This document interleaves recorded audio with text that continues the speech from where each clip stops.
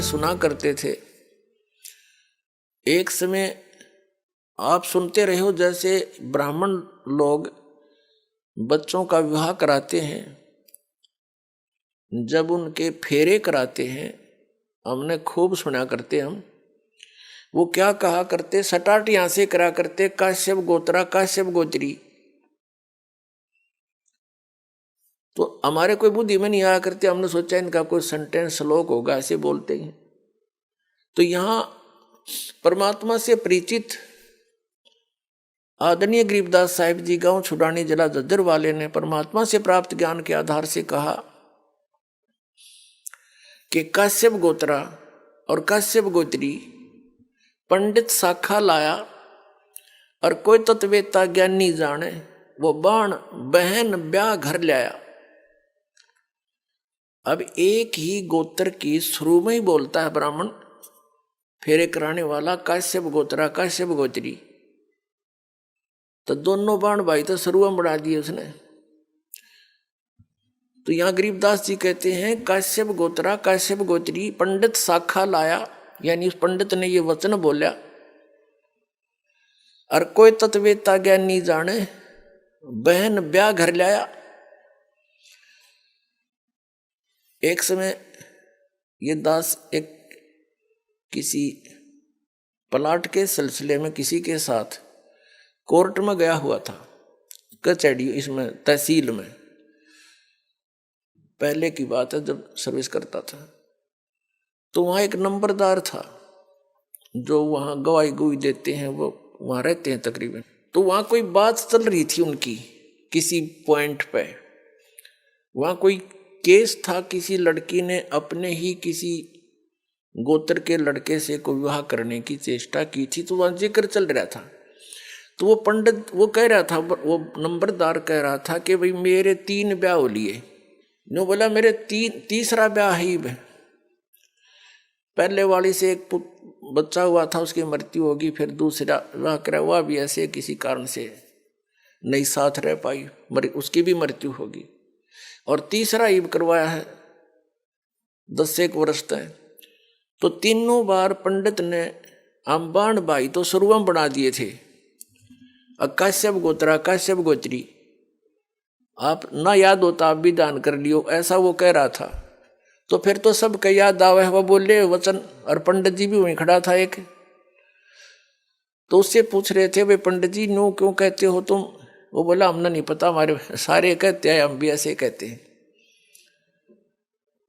तो यहाँ परमात्मा ने बताया है, गरीबदास साहिब जी ने कहा है कि काश्यप गोत्रा काश्यप गोत्री पंडित शाखा लाया, कोई तत्वेता ज्ञानी जाने, बाण ब्याह घर लाया। तो ये वहां से बिजली गिरी है या फिर यहां आकर हमने अपनी मर्यादा आप बना रखी है। उस सतलोक की नजर में, उसकी दृष्टिकोण से अगर यहां देखें तो ये ऐसा स्थान है जैसे पहले भारतवर्ष के अंदर कोई निकम्मे व्यक्ति और निकम्मी औरतें बिल्कुल बाज नहीं आया करती, गलत काम करने तय, चोरी तय, ठगी तय, जारी तय और किसी अन्य कारणों से, तो उनको सजा दी जाती थी। इंडोमान निकोबार नाम का एक द्वीप है समुद्र के बीच में, उसको काला पानी कहा करते थे। उस काले पानी में छोड़ आया करते उनको कि ये यहाँ रहेंगे तो और समाज ने बर्बाद खराब करेंगे, तो औरतों को भी और उन व्यक्तियों को भी जो घने निकम्मे टाइप के थे, उस इंडोमान निकोबार नाम के द्वीप में छोड़ कर आया करते थे। तो वहां फिर वापस आने का विकल्प नहीं, उनके पास कोई साधन नहीं था। तो वहां जैसे भी उन्होंने रहना था, कोई किसी ने कुटो छेतो, कोई किसी की इज्जत लूटो, कोई किसी का खसोट लाओ, ठाडे का राज। तो वहां फिर इस प्रकार से हजारों सैकड़ों की संख्या में व्यक्ति वहां रहने लगे। तो उन्होंने अब ऐसे जैसे तैसे अपना संतानें उत्पन्न करनी शुरू कर ली। धीरे धीरे अब वहां एक देश का रूप धारण हो गया। तो ये जो स्थान आप रह रहे हो 21 ब्रह्मांड, ये सतलोक से हम काले पानी भेज रखे हैं। यहां हमने आप पे फिर अपनी व्यवस्था बना रखी है, मर्यादाएं बनाई जीने के लिए। नाते गोत बनाए यहाँ पर रहने के लिए। तो परमात्मा हमें याद दिलाना चाहते हैं कि तुम इस गलत स्थान पर रह रहे हो, ये स्थान रहने का कौन है। अब प्रसंग उसी पर आते हैं। अब इस काल भगवान ने फिर अपनी सृष्टि अलग से रचना की। कैसे रची इसने? परमात्मा से प्राप्त उन 5 तत्वों से और 3 गुणों से अन्य रचना की। सबसे पहले इसने 3 पुत्रों की उत्पत्ति की। दुर्गा को अपनी पत्नी रूप में बनाकर इस काल भगवान यानी सरपुरुष को अब काल भगवान कहने लगे, क्योंकि काल प्रभु ब्रह्म भी इसी को कहते हैं, सरपुरुष भी इसे कहते हैं। पुण्यात्माओं, जितने भी अपने सदग्रंथ हैं उनको अब आसानी से समझा जा सकता है सृष्टि रचना की जानकारी के उपरांत। सृष्टि रचना इन सभी सदग्रंथों के समझने की एक मास्टर की है। ये सृष्टि रचना एक मास्टर की है सब सदग्रंथों के समझने की। ये प्रथम बार सुनने वाले को ऐसे लगेगी जैसे दंत कथा सी, लेकिन ये सच्चाई से परिपूर्ण है। अब आपको 3 पुरुषों की जानकारी हुई।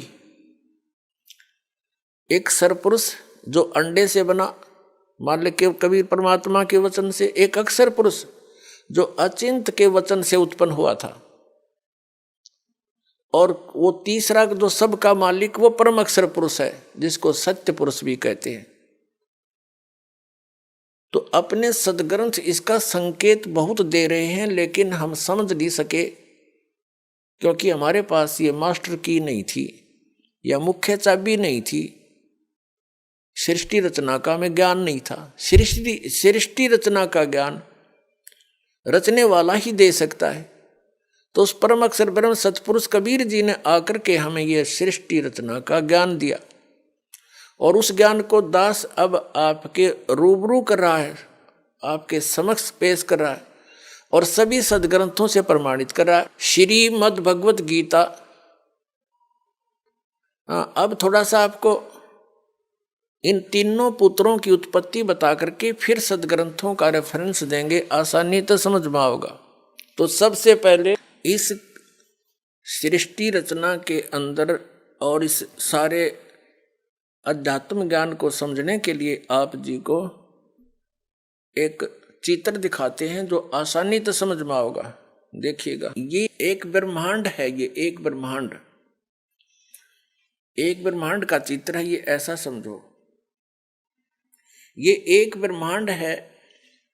ये सारा कुछ, ये जो बाउंड्री नजर आ रही है आपको, ये एक ब्रह्मांड है। इसकी इलिप्टिकल शेप है, अंडे जैसी। इसको अंड भी कहते हैं, इसी को ब्रह्मांड भी कहते हैं। इसमें देखिएगा नीचे के ये 7 लोक, ये वितल, महातल, तलातल, पाताल, रसातल, सूतल, अतल आदि, और ये पृथ्वी हम जिस पर रहते हैं। और ये ब्रह्मा जी का लोक, ये शिव जी का लोक, ये विष्णु जी का लोक, इस एक ब्रह्मांड के अंदर सामग्री है। या एक ये इंद्र का लोक, ये स्वर्ग और नरक इकट्ठा ही है, ये स्वर्ग लोक कहलाता है। ये मानसरोवर, यहाँ भी एक मानसरोवर इस काल ने अलग से बना रखा है। ये धर्मराय का लोक जो धर्मराज है, जो सबका लेखा जोखा करता है। और फिर ये आ जाता है ब्रह्मलोक। ये एक ब्रह्मलोक है, इसी ब्रह्मांड के अंदर ब्रह्मलोक कहलाता है सारा। ये अक्षेत्र एक ब्रह्मलोक कहलाता है। इसमें क्या है, यहाँ बहुत बड़ा वन है, जंगल है, बाग बगीचे हैं। और ये इंद्र का, इसने काल ने इस ब्रह्मलोक के अंदर नकली रचना कर रखी है। एक महाइंद्र का द्वीप, एक नकली सतलोक, उस ऊपर के लोकों की नकल करवा रखी है। अलखलोक, नकली अगमलोक और नकली अक यानी अनामी लोक। ये इस स्थान को फिर इसने बंद कर रखा अलग से। ये बहुत बड़ा क्षेत्र है, चित्र में छोटा दिखा। इससे बाहर यहाँ दुर्गा का एक द्वीप है। ये यहाँ अलग लोक है इसका, यहाँ से ये सबका संचालन करती है। इससे ऊपर ये स्थान है जो ये गुप्त है। ये स्थान जो है इस ब्रह्मांड के अंदर ये गुप्त स्थान बना रखा है इसने ब्रह्मलोक में। और यहां पर इसने 3 स्थान बना रखे हैं के संयोग से जो पुत्र उत्पन्न होता है वो सतोगुण युक्त हो जाता है, उसका नाम विष्णु रख देते हैं और ऐसी ही शकल का बन जाता है। तीसरा ये तमोगुण प्रधान क्षेत्र है, इसमें ये स्वयं शिव रूप में रहता है, इसको महाशिव कहने लगे बगैर ज्ञान से। महाशिव रूप में रहता है, दुर्गा को पार्वती रूप में रखता है और इन दोनों के संयोग से जो पुत्र उत्पन्न होता है वो तमोगुण युक्त हो जाता है, उसको शंकर और शिव नाम दे करके ये अपनी सृष्टि चलवाता है इन तीनों से। और ये स्वयं यहां रहता। चलिए ये 3 स्थान है, एक रजोगुण प्रधान क्षेत्र, दूसरा सतोगुण प्रधान क्षेत्र, तीसरा तमोगुण प्रधान क्षेत्र। यहाँ ये दुर्गा को ऊपर ले लेता है, इनकी उत्पत्ति करके दुर्गा को वापस भेज देता है, इन तीनों बच्चों को यहाँ नीचे भेज देता है, कोमा में रखती है ये, और फिर इनको अलग अलग स्थानों पर छोड़ देती है। इनकी राजधानियां बना करके इनको अलग अलग स्थान पर इनका विवाह करके तीनों का, और अपने ब्रह्मांड का संचालन करवाता है। अब रजोगुण प्रधान क्षेत्र कैसा होता है, तमोगुण प्रधान क्षेत्र कैसा होता है और सतोगुण प्रधान कैसा होता है। जैसे एक मकान के अंदर 3 कक्ष हों, एक कमरे के अंदर अश्लील चित्र लगे हों और दूसरे में चित्र लगे हों साधु संत फकीरों के, और तीसरे में लगे हों शहीदों और शूरवीरों के, तो जिस कक्ष के अंदर अश्लील चित्र लगे हैं उसमें जब व्यक्ति जाते हैं उनका मन भी वैसा ही मलिन बन जाता है, वैसी भावनाएं उत्पन्न होने लग जाती हैं। और जब वो उस सतोगुण प्रधान क्षेत्र में, यानी उस सतोगुण प्रधान क्षेत्र में, यानी जिसमें साधु संत फकीरों के महापुरुषों के फोटो लगे हों, वहां जाते ही मन की भावना बदल जाती है। तो जब तक उसमें रहता है उसके वैसे ही विचार रहते हैं, क्योंकि उनकी कहानी से, उनकी जीवनी से वो परिचित होता है। और वही व्यक्ति फिर जाता है उस शूरवीरों के जहाँ चित्र लगे हैं उस कक्ष में शहीदों के, तो उनकी कुर्बानियों से भी परिचित होता है, उनको पढ़ के सुन के उनके विचार करके उनके वैसे ही भाव बन जाते हैं। ठीक इसी प्रकार इसने सुनियोजित तरीके से हम सबको यहाँ फंसा रखा है। नमस्कार जी। नमस्ते जी। क्या नाम है बहन जी आपका? राजबाला। बहन जी आप कहाँ से आए हैं? रामफल चौक, द्वारका, सेक्टर 7, दिल्ली। बहन जी आपने बताया कि आपने संत रामपाल जी महाराज से नाम दीक्षा ली, आपके भाई को बहुत ज्यादा परेशानी थी, तो क्या संत रामपाल जी महाराज से नाम दीक्षा लेने के बाद आपके भाई की परेशानी दूर हुई? अभी जब इनके 1-2 सांस कब गया तो वहाँ नाम लेने के बाद इनको आराम मिलता चला गया, और इसको भी थोड़ा सा यकीन हो गया कि ये संत रामपाल जी महाराज पूरे गुरु हैं। ये आने लगे सेंटर में और हिसार में भी जाने लगे, और पूछते हैं कब बस जाएगी बहन, मैंने हिसार जाना है। जो मेरा भाई बीड़ी और शराब पीता था अब वो बिल्कुल नहीं पीता है। जो मेरे भाई के पेट में से 10 लीटर पानी निकलता था वो बिना ऑपरेशन और बिना दवाई के संत रामपाल जी महाराज के आशीर्वाद से ठीक है। डॉक्टर ने बता दिया था कि इसका बचेगा नहीं ये, और अब ये ठीक ठाक है, और ये मेरे पास में भी आ रहा है, बूझ लो। नमस्कार जी। नमस्कार जी। सर क्या नाम है आपका? ललित कुमार। ललित कुमार जी, आपकी बहन ने बताया कि आप 19 साल से जगमाल पंथ की भक्ति करते थे, डेरा सच्चा सौदा सिरसा से भी जुड़े हुए थे। वहाँ आपको एक बीमारी लगी कि आपके लीवर में से डॉक्टर 10 लीटर पानी निकालते थे, मतलब आपके खून का पानी बन जाता था। डॉक्टर ने आपको कुछ ही दिन का मेहमान बता दिया था कि आप नहीं बचोगे।